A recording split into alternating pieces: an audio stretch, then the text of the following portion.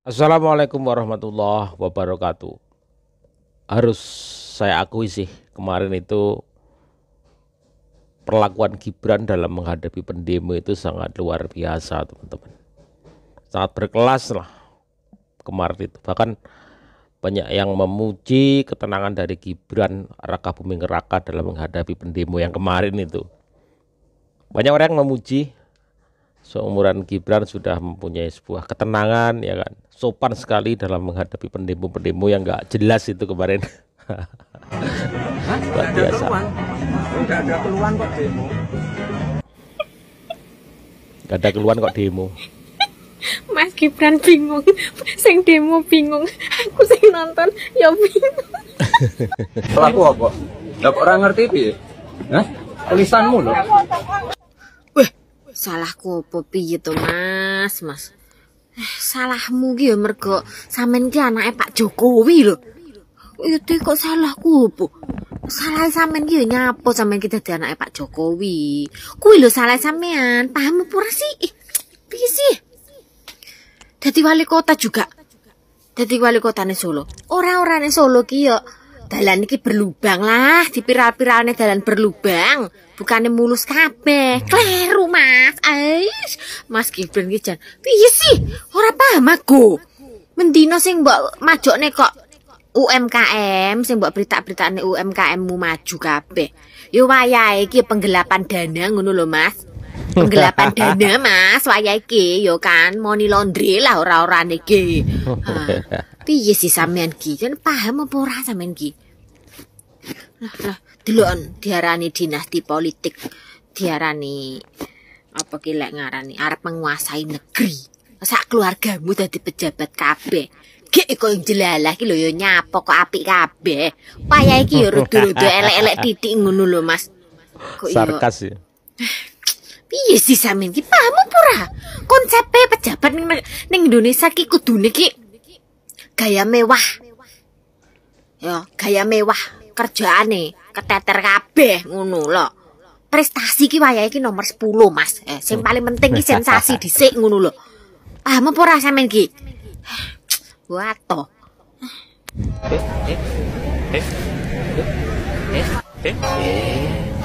Iki piye to Mas, Mbak? Demo rak reti opo sing demo, rungokno. Mas Gibran itu mau dia itu sistem dinasti itu terserah ya, karena Mas Gibran ini warga negara Republik Indonesia. Bagi kalian-kalian yang mau mencalon presiden atau wakil presiden asal memenuhi persyaratan boleh, siapa saja boleh. Siapa saja boleh. Apa sih pada kebakaran jenggot? Nasti dari mana sih? Makanya nih kalau ada calon banyak nih, emang lu pada rakyat kagak bisa milih. Makanya kantor tempat lu kerja disuruh milih suatu capres dari background tertentu. Emangnya instansi tempat lu bekerja suruh pilih pasangan capres-cawapres yang anaknya presiden atau yang terkait dengan presiden. Kalau emang lu kagak suka salah satu cawapres bakal jadi wapres, ya kagak usah dipilih. Tinggal nggak dipilih aja ya. Gak usah ribet.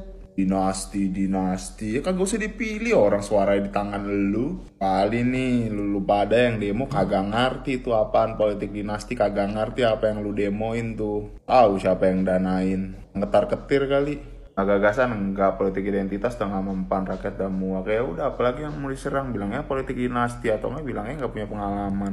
Padahal mah kalau misalkan kagak cocok kagak usah dipilih, simple. Perasaan lu pada Iya. gitu. Kenapa kok bisa kenapa? Manut mawon, Pak.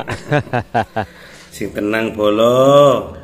Sing tenang masih. Enak bolo ndelok FYP TikTok Mas Gibran di demo menjelang putusan MK.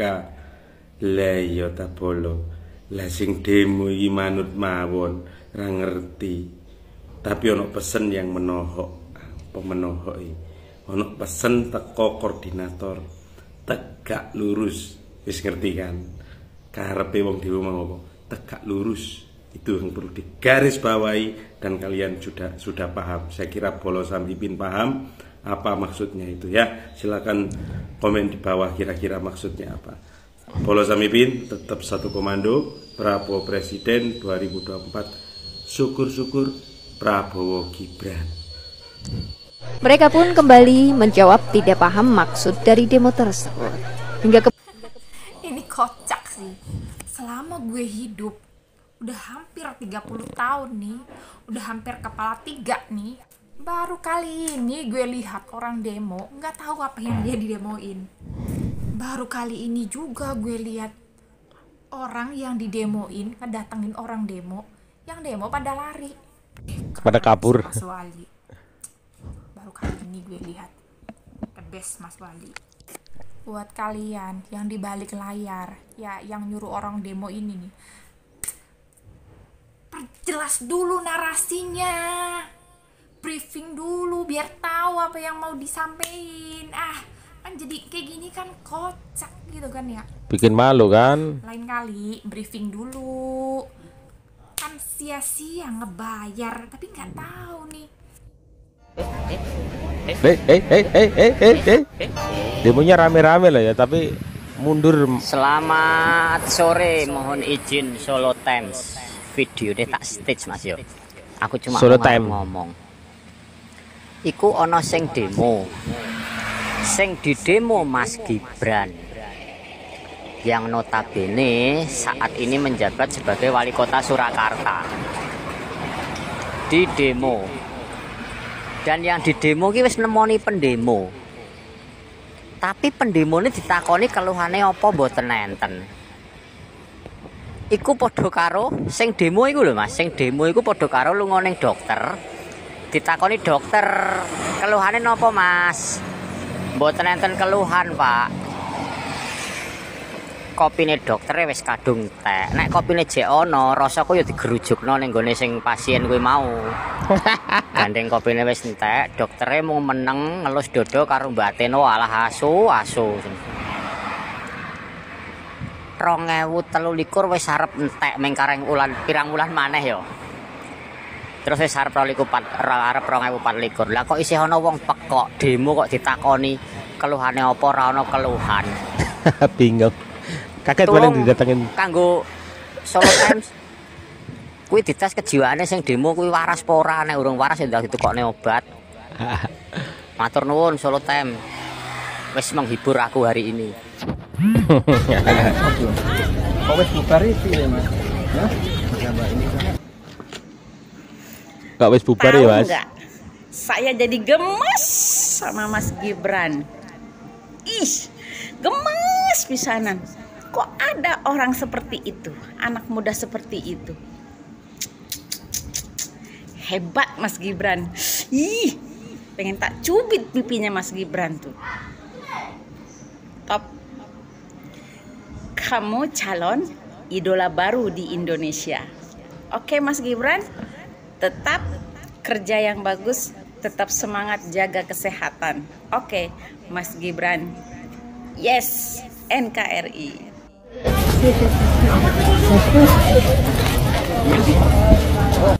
Mendekati Pilpres, ada banyak kejadian-kejadian lucu yang barangkali ini memang sengaja diciptakan untuk kepentingan satu kelompok tertentu ya. Seperti yang ada di dalam video ini, demo di Solo yang di Balai Kota, yang kemudian ketika didatangi oleh Pak Wali Kota yakni Pak Gibran atau Mas Gibran, ditanya keluarnya apa, yang di demo apa, mereka para pendemo itu tidak tahu apa-apa. Ini kualitas demo yang sangat-sangat lucu dan sangat-sangat menggelikan. Harusnya pendemo itu tahu materi atau tema atau agenda yang akan kita demokan itu apa, tuntutannya itu apa. Jadi tidak sekedar kumpul-kumpul bawa tulisan kemudian ditanya tidak tahu ini mau memperjuangkan apa. Dan orang-orang yang menyalahgunakan orang yang tidak tahu seperti ini itu raja tega menurut saya, karena ibu-ibu, bapak-bapak yang mungkin lugu tidak tahu apa-apa itu diseret ke dalam arus politik yang semestinya mereka tidak perlu dilibatkan sedemikian rupa. Harusnya diberi pemahaman dulu bahwa ini kejadiannya seperti ini, kenapa kita harus turun ke jalan, kenapa kita harus demo. Kalau ada alternatif lain untuk menyalurkan aspirasi, ya salurkan lewat jalan yang lebih bijak. Tadi seperti yang disampaikan oleh Gibran tadi kan terbuka sebetulnya. Sampaikan saja, tidak perlu demo, barangkali menghadap ke wali kota kemudian sampaikan apa aspirasinya. Karena demo itu sebenarnya pilihan yang terakhir.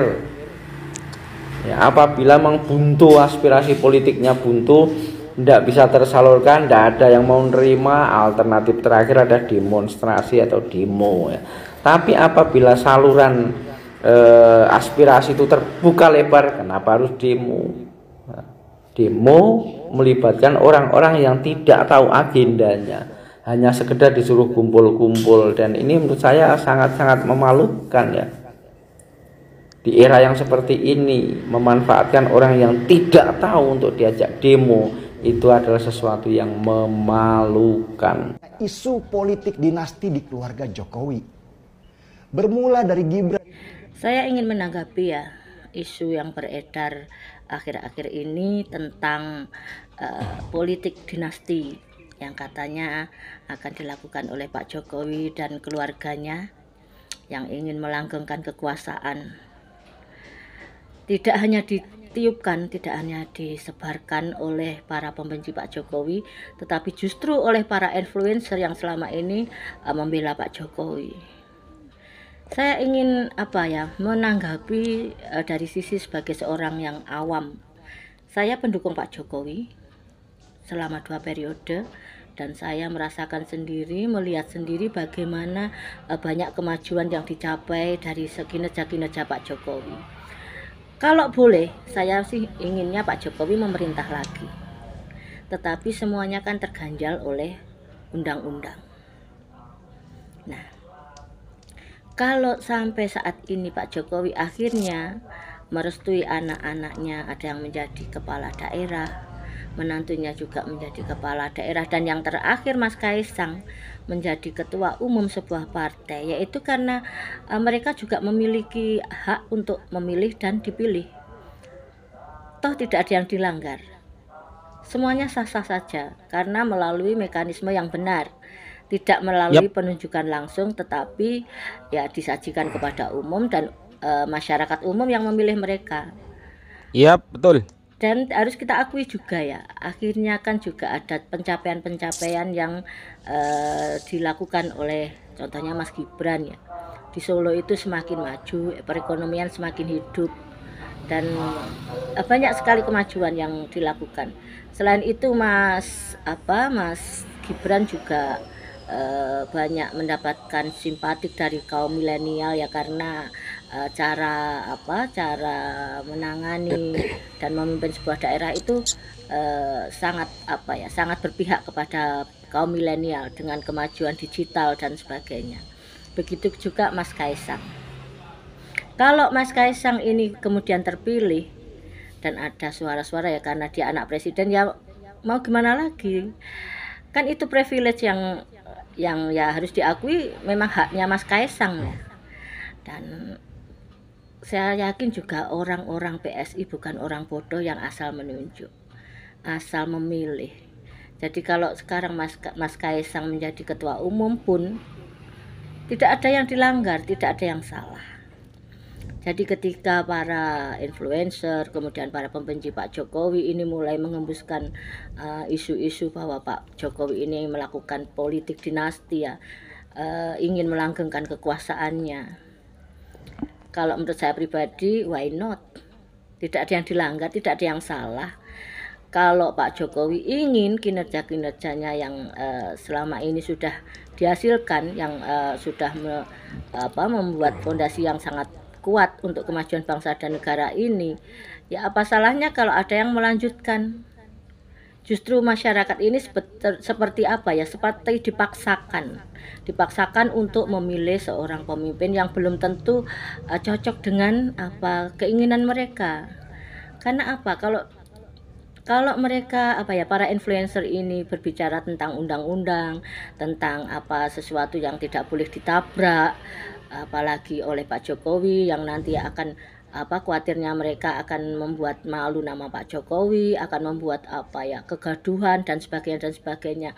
Kenapa mereka tidak ingat bahwa ada banyak juga masyarakat yang menginginkan Pak Jokowi sekali lagi. Dan kalau itu tidak terjadi karena adanya undang-undang dan mereka dipaksakan untuk memilih seseorang yang baru, ya otomatis mereka kan menanti apa instruksi dari Pak Jokowi.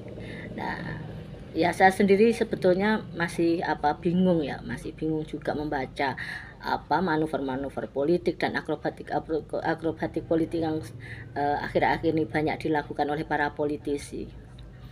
Jadi ya kalau saya pribadi ya wait and see aja. Kita tunggu apa langkah-langkah Pak Jokowi, dan percayalah bahwa setiap langkah yang diambil Pak Jokowi itu bukan untuk kepentingan dirinya dan keluarganya, tapi pure untuk masyarakat dan bangsa Indonesia. Jadi bersabarlah. Jangan ada kata-kata yang menyudutkan Pak Jokowi dan keluarganya yang katanya ingin melanggengkan kekuasaan, ingin melakukan politik dinasti. Kemudian ada lagi yang mengatakan pengkhianat, yang katanya tidak respect lagi pada Pak Jokowi. Kalian termasuk bangsa-bangsa atau masyarakat yang tidak tahu berterima kasih, tidak tahu mengingat jasa-jasa seseorang yang sudah 9 tahun bahkan hampir 10 tahun ini mencurahkan pikiran, tenaga dan waktunya untuk kalian semua. Hanya karena isu dinasti ini kemudian kalian mencaci maki. Kalau para pembenci Pak Jokowi yang mengatakan itu saya maklum. Kenapa? Ya karena jangankan berbuat sesuatu, Pak Jokowi diam pun di mata mereka salah.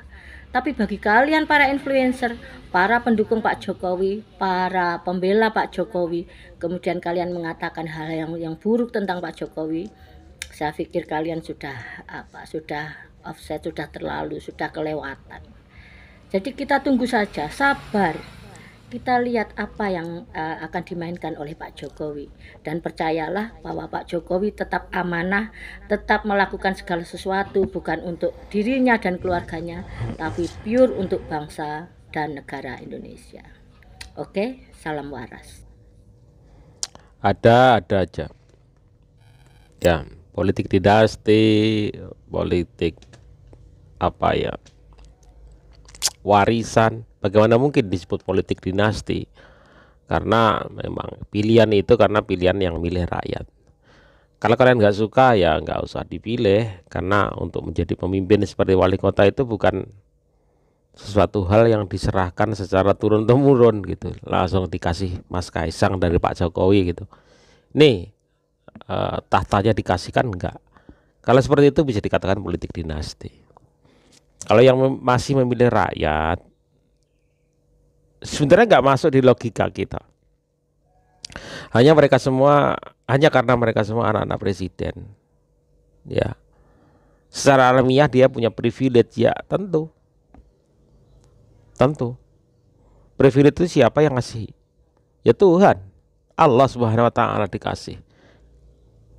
Kaisang Gibran juga tidak tahu kalau dia nantinya anak presiden, juga nggak tahu, iya kan? Nggak tahu. Jadi ya pasti luar biasa lah, luar biasa Mas Gibran kemarin dalam mengatasi pendemo ini sangat luar biasa, sangat sopan, sangat santun dan sangat ngemong begitu ya, sebagai anak muda itu luar biasa. Respect buat Mas Gibran. Terima kasih. Assalamualaikum warahmatullahi wabarakatuh.